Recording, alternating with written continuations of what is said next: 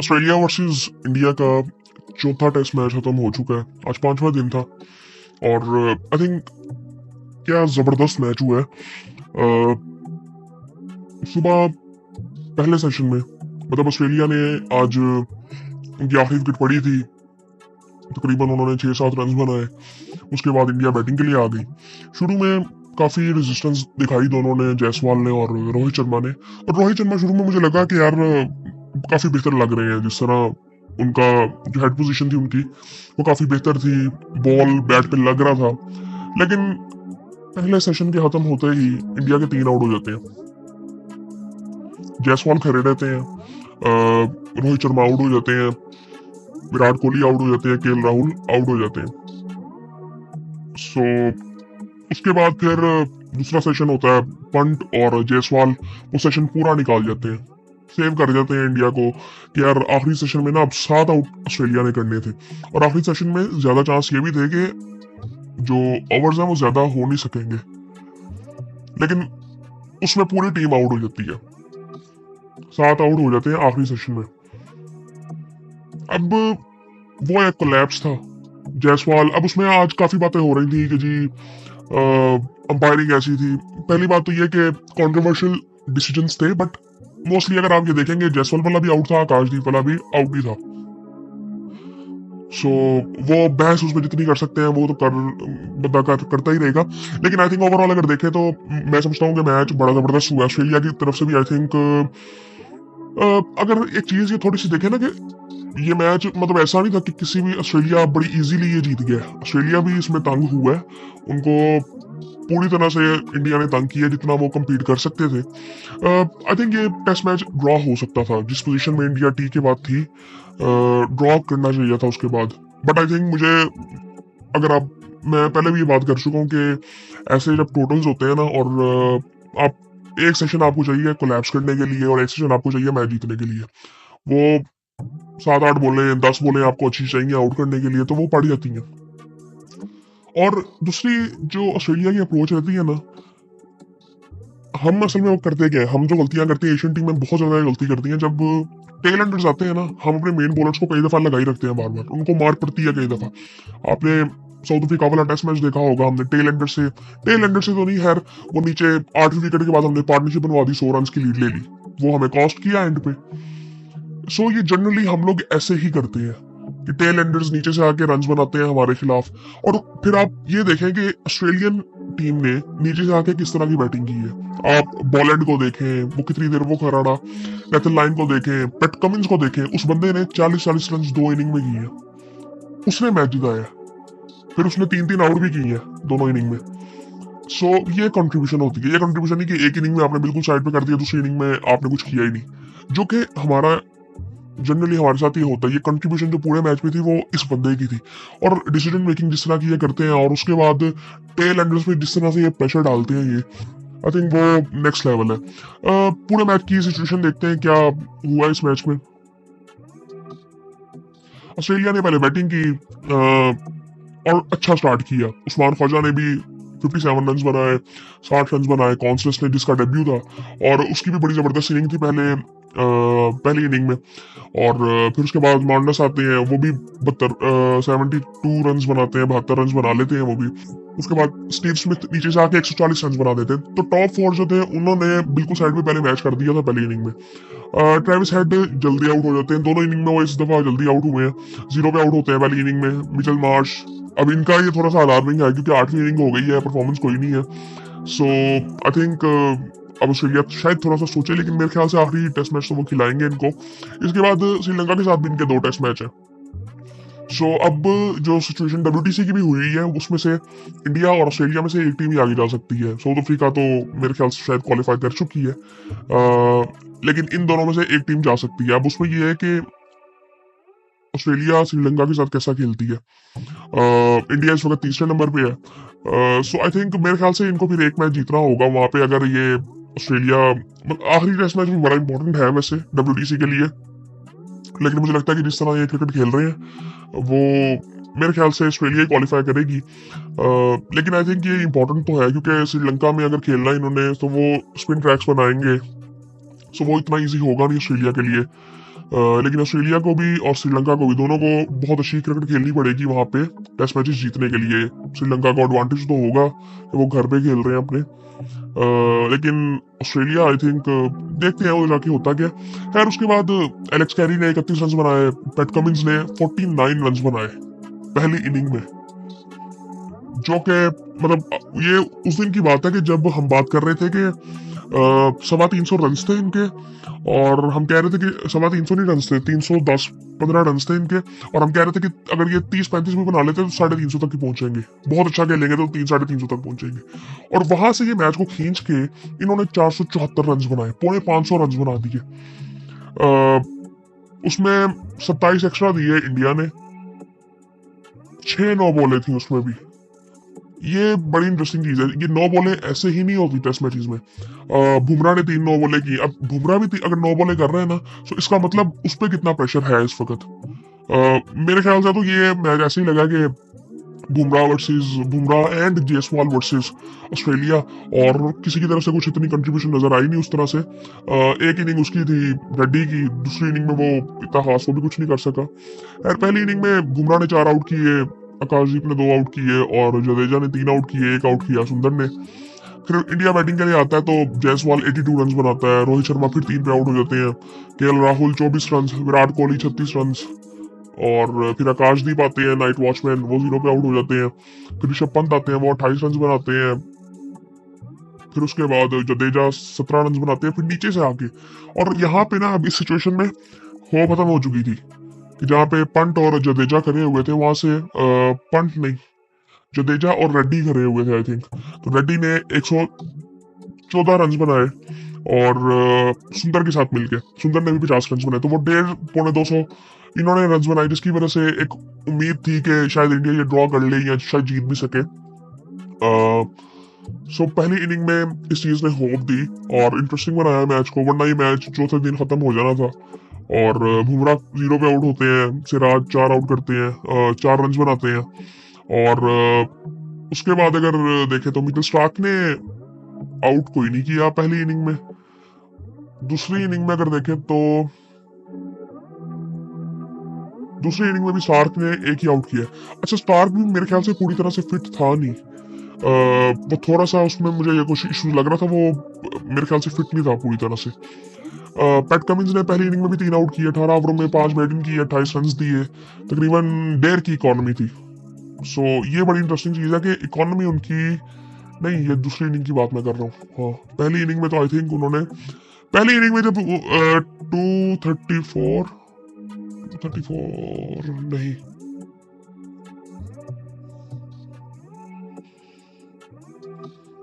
Stark ने पहली inning में कोई आउट नहीं किया, बट कमिंस ने 3 आउट किए, 89 रन दिए थे, तो 3 की इकोनॉमी थी। उसके बाद स्कॉट बॉलैंड ने 27 ओवरों में 57 रन दे के 3 आउट किए नेथन लाइन ने। अब नेथन लाइन अब ये देखे ना कि नेथन लाइन को वो किस तरह से इस्तेमाल करते हैं। अब आपको ऑस्ट्रेलिया में ऑस्ट्रेलियंस की तरफ से कभी ऐसे देखने को नहीं मिलेगा कि 4 फास्ट बॉलर खिला दो, स्पिनर कोई ना खिलाओ। प्रॉपर स्पिनर की मैं बात कर रहा हूँ। वो ठीक है, वो उनके पास पार्ट टाइम स्पिनर तो होते हैं, हेड की फॉर्म में होता है, सो बाकी होते हैं उनके पास, लेकिन नेथन लाइन को वो लाजमी खिलाते हैं जिस तरह की मर्जी कंडीशंस हो। सो उसके बाद अगर देखें तो मिचेल मार्श ने 7 ओवर किए, जो कि पिछले कुछ टाइम में इतना देखने को मिला नहीं कि मिचेल मार्श ने ओवर किए। ट्रेविस हेड ने 3 ओवर किए। सो उसके बाद ऑस्ट्रेलिया जब दूसरी इनिंग खेलने आते हैं, अब उसने टारगेट देना था, जाहिर बात है उनके पास भी एक दिन था, उन्होंने एक दिन बैटिंग की। ऑस्ट्रेलिया ने कोई इतनी एक्स्ट्राऑर्डिनरी मेरे ख्याल से बैटिंग की नहीं। इंडिया ने बॉलिंग बड़ी जबरदस्त की थी दूसरी इनिंग में। मार्नस ने 70 रन बनाए और उस्मान ख्वाजा 21 रन बना सके। सैम कॉन्स्टेंस जल्दी आउट हो गए थे, बुमराह ने उनको आउट किया था। ट्रेविस हेड फिर जल्दी आउट हो गए थे 1 रन बना के, पहली इनिंग में 0 बनाया था उन्होंने। मिचेल मार्श फिर 0 पे आउट हो गए थे।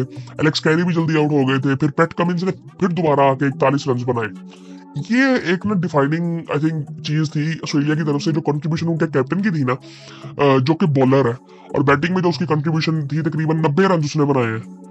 सो आई थिंक ये जबरदस्त चीज है। स्टार्क जल्दी आउट हो गए थे। फिर उसके बाद नेथन लाइन ने भी 41 रन बनाए, जो कि ऑस्ट्रेलिया को 234 पे ले गई। और फिर टारगेट जो था वो 340 रन का दे दिया ऑस्ट्रेलिया ने। और बुमराह ने फिर 5 आउट किए थे दूसरी इनिंग में, 3 आउट किए थे सिराज ने अच्छी बॉलिंग की थी दूसरी इनिंग में, 1 आउट किया था जडेजा ने, और एक आई थिंक रन आउट हुआ था, मिचेल स्टार्क रन आउट हुए थे। और फिर इंडिया बैटिंग के लिए आता है और शुरू में ना अच्छा डिफेंस दिखाते हैं। मतलब आप ये देखें तो रोहित शर्मा ने भी 40 बॉलें खेली और 9 रन बनाए उन्होंने, वो आउट तो हो गए थे लेकिन वो शुरू में काफी बेहतर लग रहे थे। जायसवाल ने 84 रन बनाए तकरीबन, उन्होंने 200 से ज्यादा बॉलें खेली और 8 चौके उन्होंने लगाए, 40 का स्ट्राइक रेट था जो कि बिल्कुल मैटर नहीं करता था इस आई थिंक सिचुएशन में। केएल राहुल आते हैं, वो 0 पे आउट हो जाते हैं।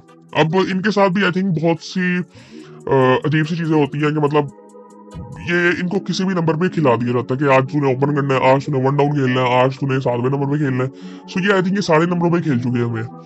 और आई थिंक मेरे ख्याल से जब अब 1-2 मैचेस रह गए हैं कोहली के और रोहित शर्मा के, तो कॉम्बिनेशन आई थिंक काफी बेहतर हो जाएगा। रोहित शर्मा आई थिंक मुझे ना बिल्कुल ही आई थिंक ड्रेन आउट लगते हैं वो। उसकी एक वजह अलग है, आपने देखा होगा कि विराट कोहली ने एक ब्रेक लिया था और उसके बाद वो वापस आए थे और उन्होंने दोबारा उस तरह से खेलना शुरू किया था। उस तरह से तो नहीं मैं कहूंगा कि उस तरह से खेलना शुरू किया था, क्योंकि पिछले 4-5 सालों में विराट कोहली की उस तरह से कोई परफॉर्मेंसेस नहीं है, स्पेशली टेस्ट मैचेस में। सो आई थिंक मेरे ख्याल से तो ये अपना बस रिटायरमेंट के बहुत करीब है ये दोनों, विराट कोहली भी और रोहित शर्मा भी। ऋषभ पंत ने 30 रन बनाए दूसरी इनिंग में, काफी अच्छा उन्होंने डिफेंस किया। पंत जो थे वो खड़े रहे थे जायसवाल के साथ। अब ये 3 आउट जब होते हैं दूसरा सेशन वो आराम से निकाल जाते हैं लंच के बाद।